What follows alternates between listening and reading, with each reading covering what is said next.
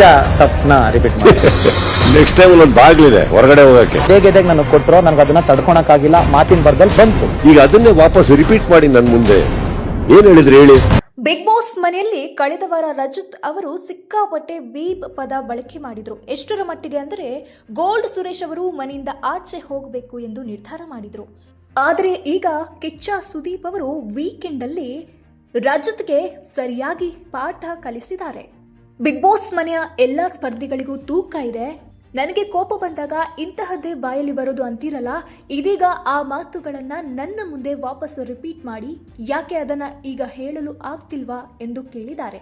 ಆಗ ರಜತ್ ಅವರು ಇನ್ನೊಂದ್ಸಲ ಈ ತಪ್ಪನ್ನ ರಿಪೀಟ್ ಮಾಡಲ್ಲ ಎಂದಿದ್ದಾರೆ.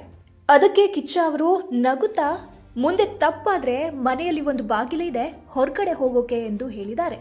ಈ ಮೂಲಕ ಕಡೆಯದಾಗಿ ಕಿಚ್ಚ ಸುದೀಪ್ ಅವರು ರಜತ್ಗೆ ವಾರ್ನಿಂಗ್ ಮಾಡಿದ್ದಾರೆ. ರಜತ್ ಅವರು ಮನೆಗೆ ಬಂದಾಗಿನಿಂದಲೂ ಸಖತ್ತು ಬೀಪು ಪದಗಳನ್ನೇ ಬಳಕೆ ಮಾಡ್ತಿದ್ರು. ನಾನು ಎಲ್ಲರನ್ನ ಮನೆಯಿಂದ ಆಚೆ ಹಾಕ್ತೀನಿ ಎಂದು ಕೂಗಾಡುತ್ತಲೇ ಇರ್ತಿದ್ರು.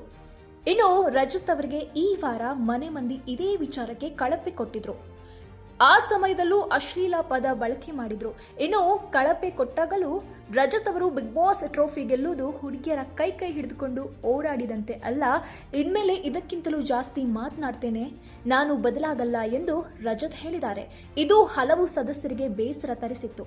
ಇದಕ್ಕೂ ಮುಂಚೆ ರಜತ್ ಅವರ ಮಾತುಗಳಿಗೆ ಗೋಲ್ಡ್ ಸುರೇಶ್ ಬಿಗ್ ಬಾಸ್ ಮನೆ ಬಿಟ್ಟು ಹೋಗಲು ನಿರ್ಧಾರ ಮಾಡಿದ್ರು.